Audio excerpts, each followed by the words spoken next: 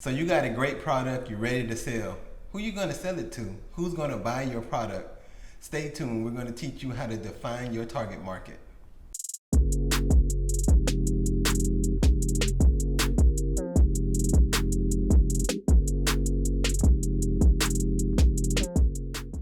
Hey YouTube family and friends. What's going on? Thank you for joining us again. If you're coming back for more content, more of the information that we are learning on our journey, I can't believe here we are about 6 to 8 weeks in.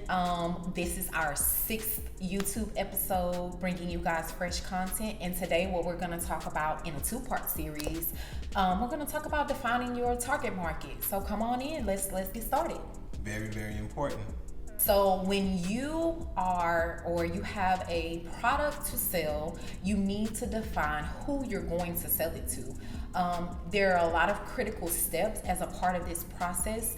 This process is extremely important to make sure that you're tailoring all of your efforts in terms of marketing and advertising to the right group. So let's just kind of talk about how to get started, what is critical, and what things you'll need to know along the way. So at the beginning, everybody want to be a Walmart. You want to sell to everybody. You think everybody's going to be interested in your product, but you have to realize that you have to have a target market because you're going to have so much competition out there, and the way you combat that competition is understanding exactly who you want to target to and how you're going to target those particular individuals so that they can see the products that you're selling. So the critical steps here are defining who is going to buy your product. That's extremely important because as you spend money on marketing and advertising, you want to make sure that you're reaching the right group. So who's likely to buy the product, which is the reason why you want to start with creating a target market. Ask yourself, what problem do you want to solve? Because that will help you define who your target market is. You will want to tailor your problems and the solution to those problems to that specific type of person.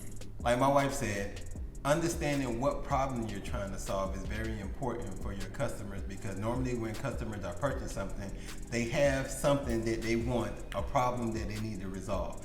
I have a trip coming up, and in order to go on a trip, I want to purchase a new swimsuit. Therefore, they would go online and go look for a swimsuit that's going to solve that particular problem. So that's understanding the problem that you're trying to resolve for your particular target market is very important. So the types of questions that you have to also ask yourself, and not in the cusp of just what problem am I solving, but where do my customers live? How much money do they make per year? What can they afford? What are they into? What types of activities? This all starts to build your customer persona, or i.e. your target market. The first thing me and my wife did was we whiteboarded who exactly we wanted to target. So we started off and saying, hey, what was the age group we want to focus on? How much income do they have to make for the year? What do they do? What's their lifestyle? Do they like to travel? Do they like to go out in the nighttime? Where do they work? What things are they interested in? We try to factor all of those factors in to start building an avatar.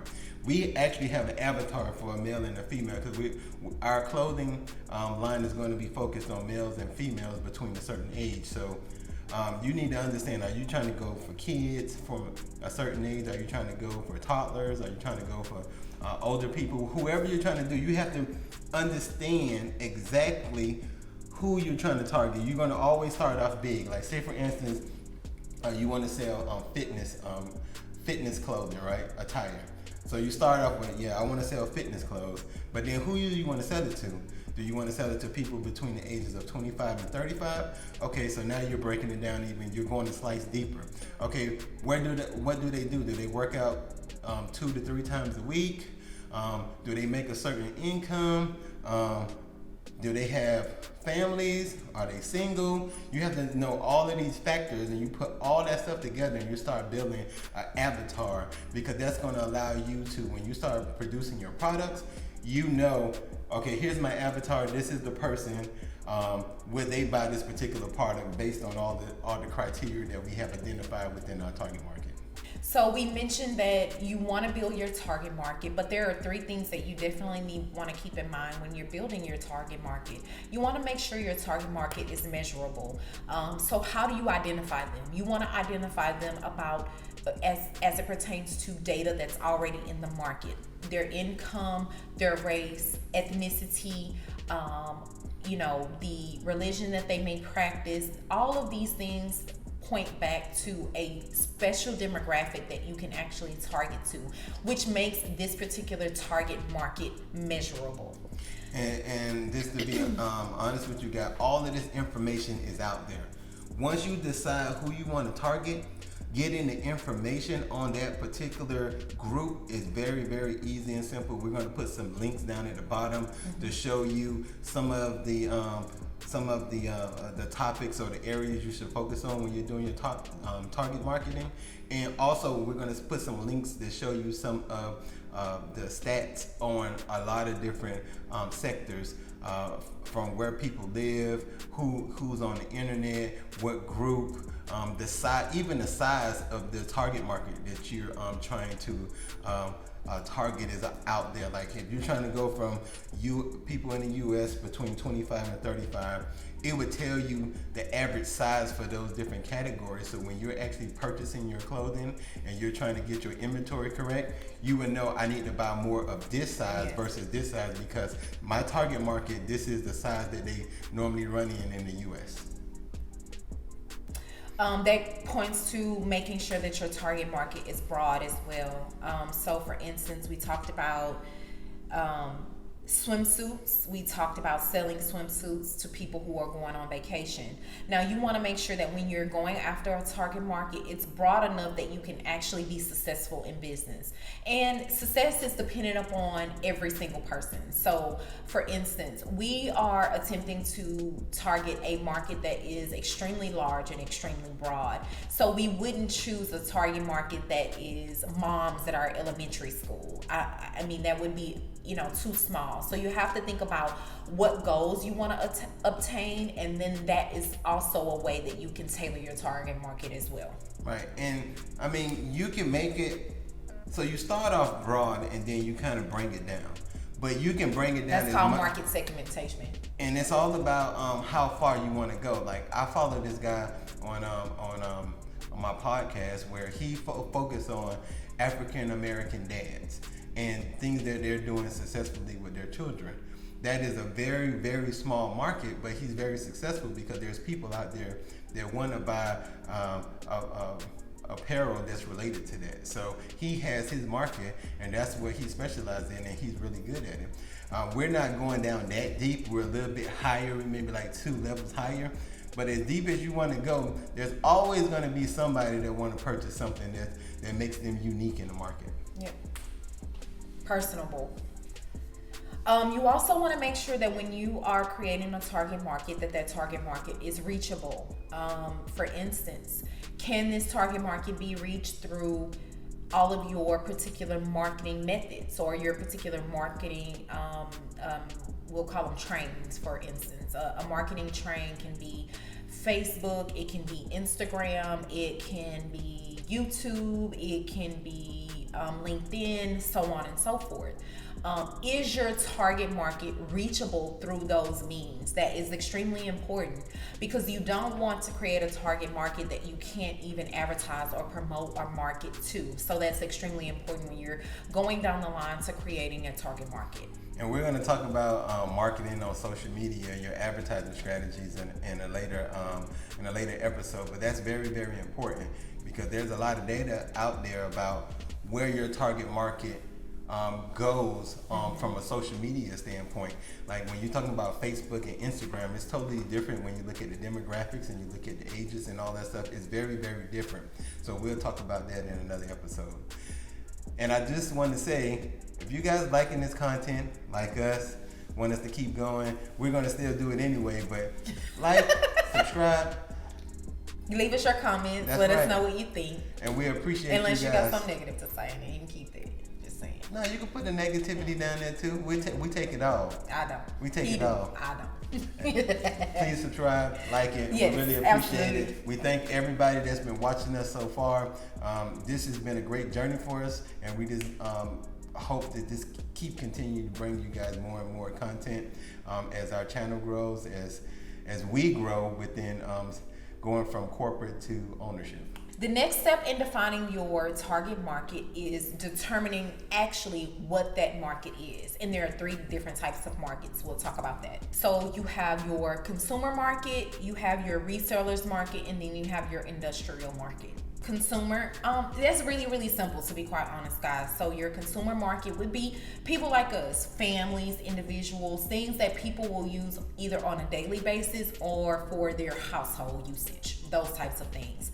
Your resale sellers market is exactly how it is described. It is a market where people resell items that they have in their custody or in their product line that actually are sold to other people so that they can sell it to consumers. So what's an example of that? An example would be like a grocery store. Grocery stores don't produce items.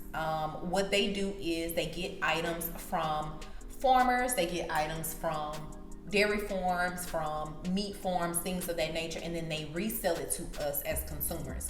Or even another better example, or maybe a different example, is a car dealership. Car dealerships don't generally manufacture cars, but they take those cars and then they sell it to us as consumers, and that would be considered a resale market. The next market that we'll give you is an industrial market. The industrial market is when a manufacturer takes your product to make other products. So for instance, the oil and gas industry is very reminiscent of an industrial market. The oil and gas business needs petroleum, other different types of natural gases in order to produce other different byproducts of that particular product. So that would be an example of the industrial market. So that means that we fall in what category? We fall in the consumer category. That is what our market is. Cool. That's good. You didn't know that? I've been working on designs and stuff. All right. So we've talked about identifying your market from the perspective of the 3 different types of markets that you actually have to choose from. We've talked about how do you determine what your market is? What problem are you solving? Who is most likely to buy your product? Now let's just kind of talk about how you get to the decision to create your customer persona. And that all falls back on the benefits of your product. Now, benefits are not to be confused with features of the product. The feature is just something that you're offering. But what does that feature actually give the customer? What benefit does it offer them? Does it offer them the ability to stand out, the ability to have a nice swimsuit that is different from all those that are traveling along the way that they meet in their travel journey?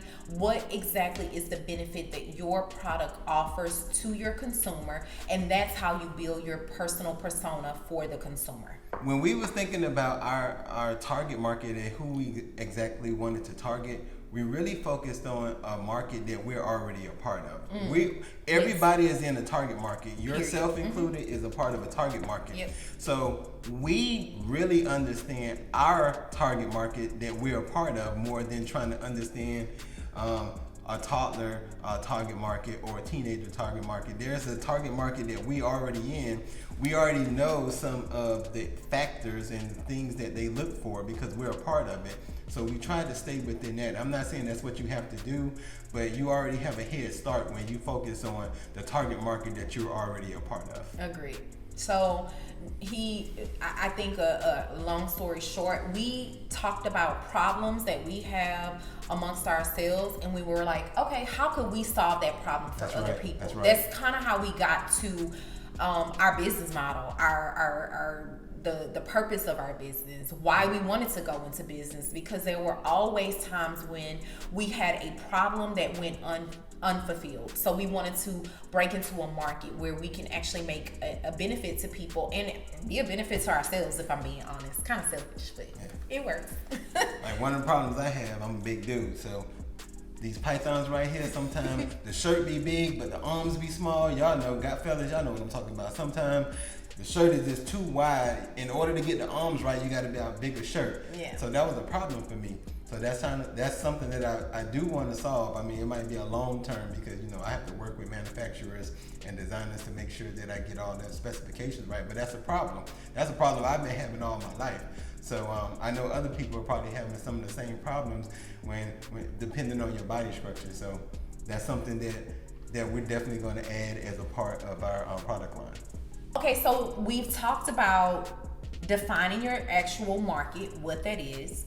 We've talked about the critical steps to getting to the target market itself. But once you get there, how do you further segment that market? Because that is extremely key. Number one, everyone that you think is a prospective consumer is just frankly not a prospective consumer. So going down the line of further segmenting your market will help you focus more highly on the people who are actually going to buy your product or gonna like your product and going to give you repeat business.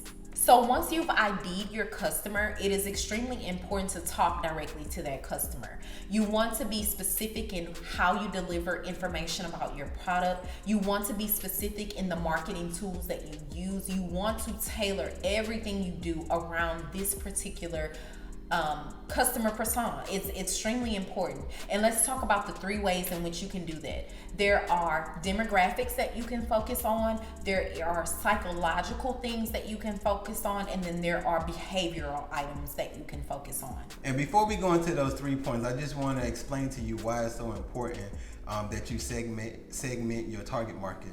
Number one, you definitely want to make sure that you're using your budgeting resource dollars in the right way, in the right fashion. You want to be targeting the right group that you want to see your particular products, and then also you don't want to turn off potential customers that you're trying to target as well.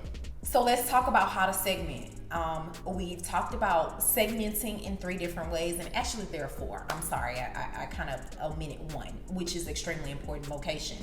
Location is important because maybe you're a local service provider, and if you're providing a service, then obviously you wouldn't want to use your marketing resources for a area that you can't even bring in potential clients. Like for instance, if you are someone who is an esthetician and you're working with people and you're making their skin beautiful, X, Y, and Z, you want to target a group that is local to your particular area, unless you're a person who wants to travel, but that's something that you'll have to decide. Right. Which is the reason why location is important.